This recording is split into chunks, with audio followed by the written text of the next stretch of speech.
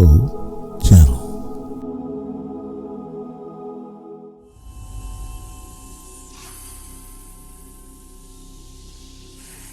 In 2003, the skeptical magazine Fortean Times claimed that no such craft or Nazi secret space program had ever existed.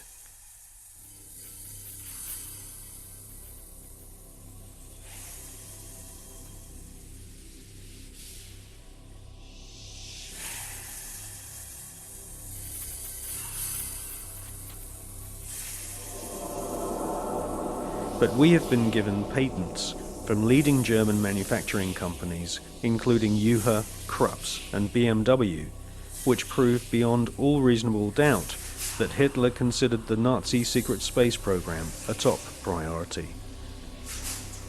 And more than 15 billion Deutschmarks were spent developing craft of all shapes and sizes.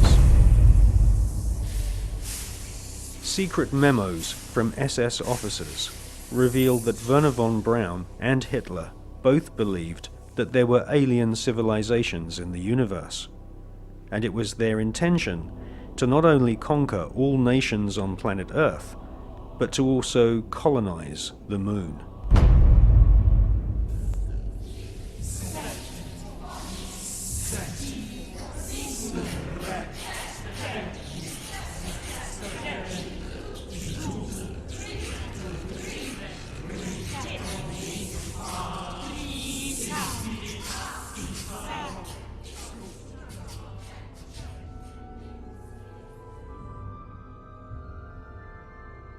Gentlemen, the conquest of outer space is the greatest technological challenge of the age in which we live. The first decisive step in the conquest of space will be the placing of an object into an orbit wherein it will indefinitely circle the Earth. 1954. Sputnik 1 shocks the world and puts the USSR way ahead in the Cold War. Sputnik 2 takes a dog into space, the first living creature to leave the face of planet Earth. Russia then shocks the world by sending an unmanned probe to the moon. Meanwhile, the US Army plan Project Horizon, a plan to colonize the moon with Americans. This plan was soon abandoned when the true nature of the hostile environment of outer space was discovered by American and Russian scientists.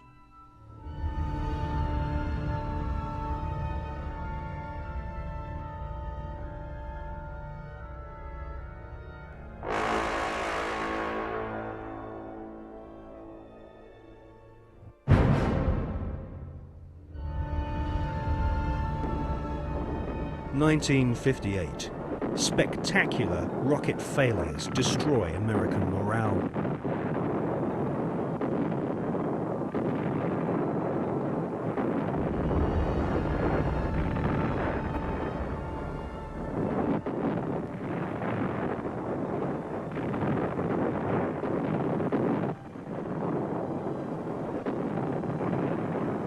The Explorer 1 space probe confirms planet Earth is surrounded by dangerous radiation. Radiation so powerful that it could cause nausea and cancer. The Van Allen radiation belts and solar particles from the Sun are extremely hazardous to humans.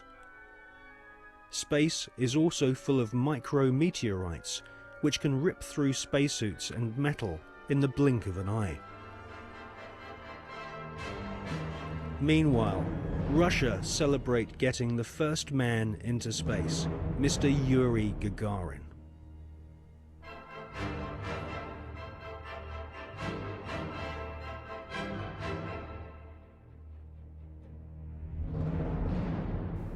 There was already a parallel space program, and it had been continuing from even before the time that NASA was created in 1958. October 1958, NASA were incorporated by President Eisenhower. The secret space program was run by the Department of Defense. it took its original form in Project Horizon, which was established in 1959, the habitation of the colonization of the moon. The reason for that was that whoever controlled the moon controlled the Earth.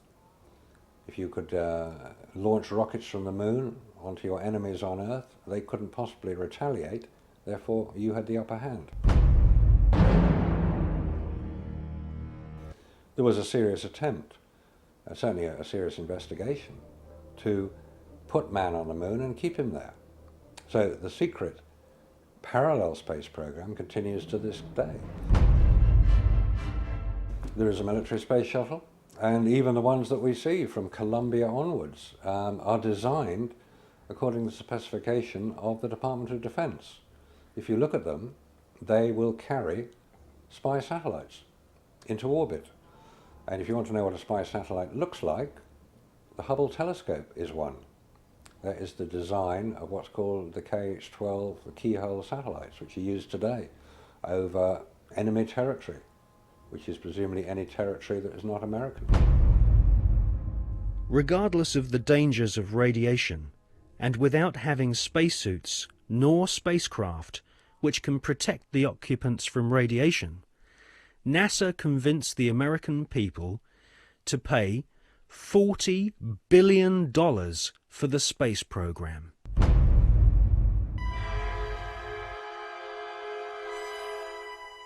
The most lethal forms of radiation, of course, are at the higher end of the spectrum.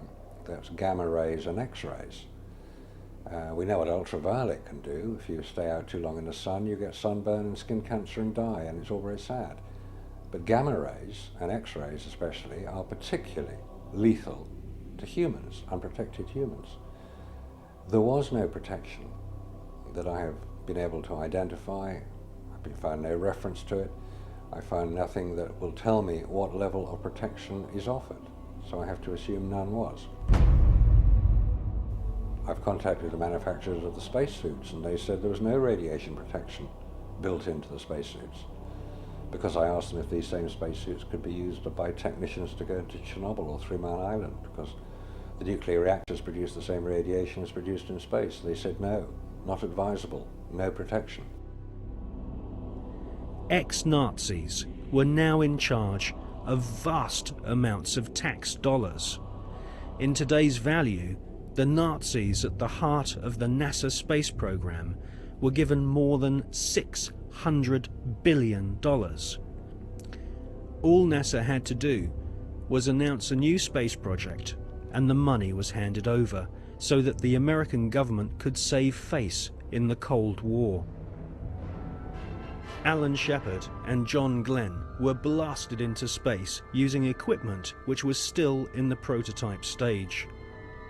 John Glenn reports UFOs to Mission Control, which he describes as looking like fireflies, similar to the Foo Fighters reported by pilots during World War II. Werner von Braun and Hermann Oberth were later to confess that they both believe alien life forms exist and may have already visited planet Earth in the past. NASA soon learned that we are not alone in the universe.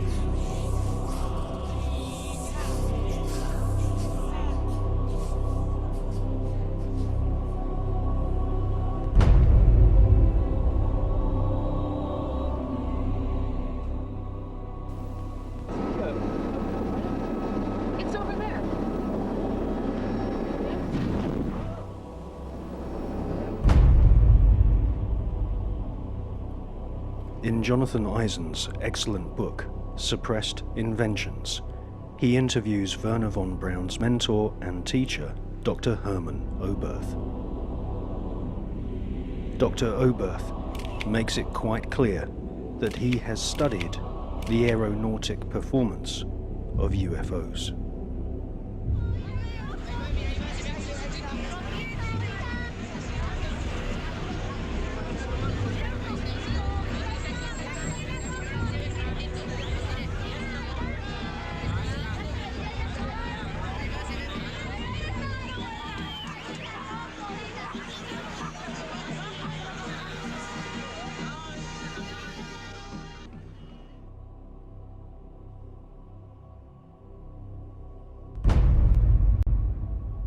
In 1972, Dr. Hermann Oberth made the following statement. Today, we cannot produce machines that fly the same as UFOs do. They are flying by means of artificial fields of gravity. This would explain the sudden changes of directions.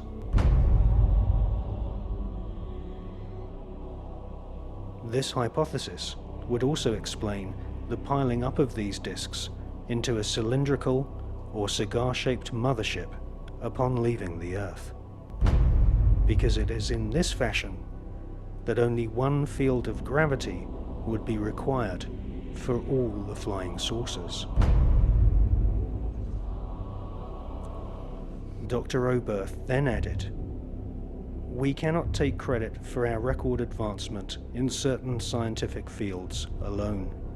We have been helped, and we have been helped by the people of other worlds."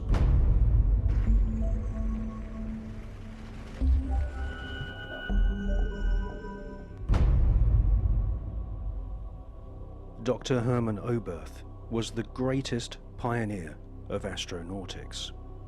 Hermann Oberth made his statement in 1972.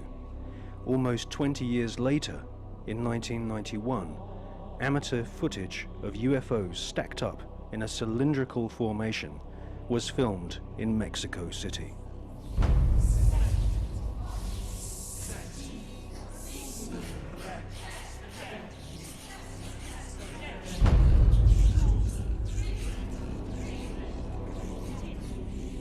It's a monopoly that is being conducted through science about the possibilities of finding life in a different planet or satellite in the space. We have many other reasons to believe that NASA has been lying in every respect. It's very difficult to know if the politicians know the real truth or not. We know that there is government inside the government.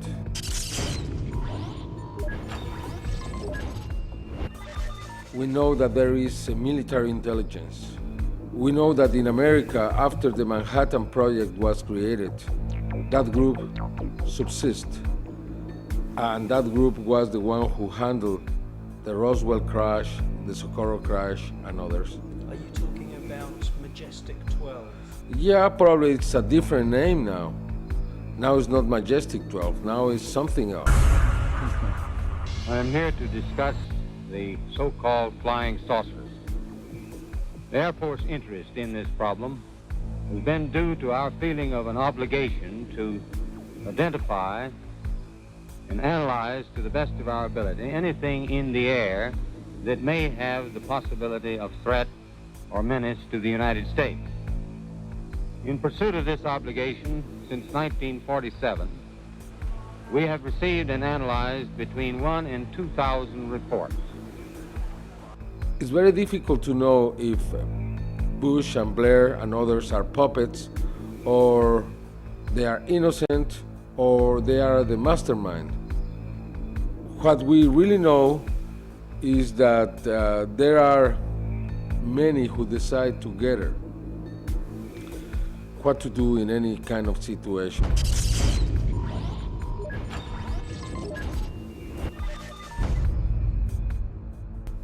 The Russians now have a very different policy around this phenomena. We have to remember that when Gorbachev met Reagan,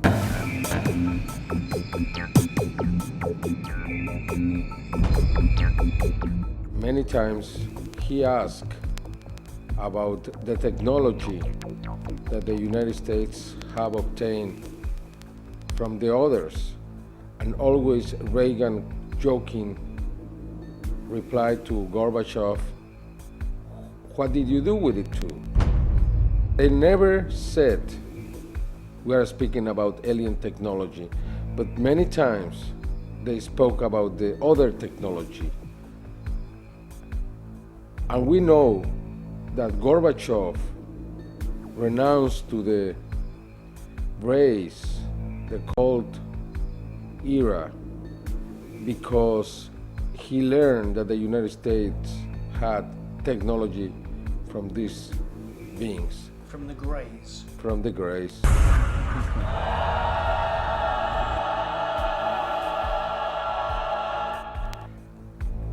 From then on, we saw many cosmonauts talking openly about what they saw.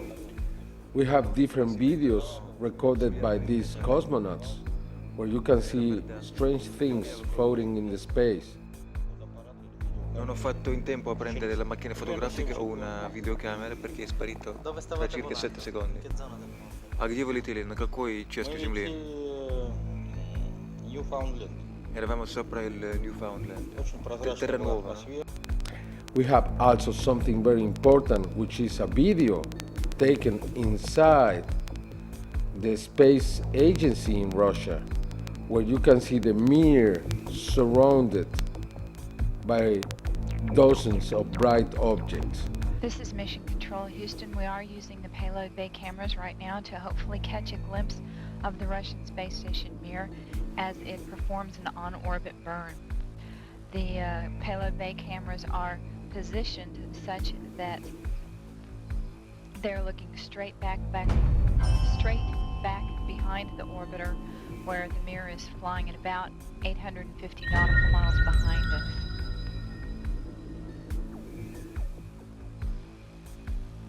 No joy from here, sorry. Hope it was a good one, though, for our friends. Thank you, sir. We could not see it here either. We'll wait 2 or 3 more minutes till sunrise, and then at that time give you a go for KU stow. We're at a mission lapse time of 7 days, 13 hours, and 17 minutes. This is Mission Control Houston.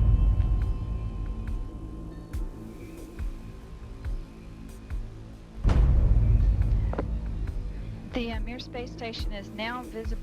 Yeah, we do see something flashing visually, but we're not sure that might be...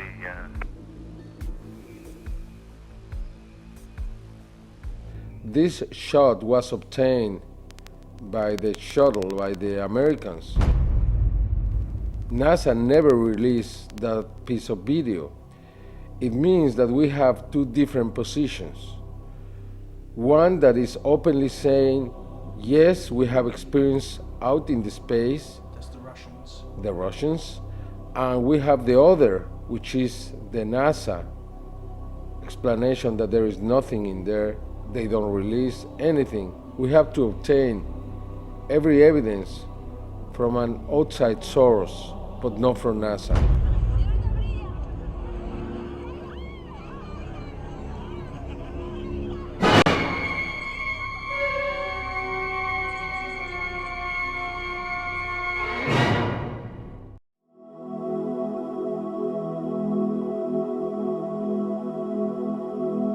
We'd like to ask for your input.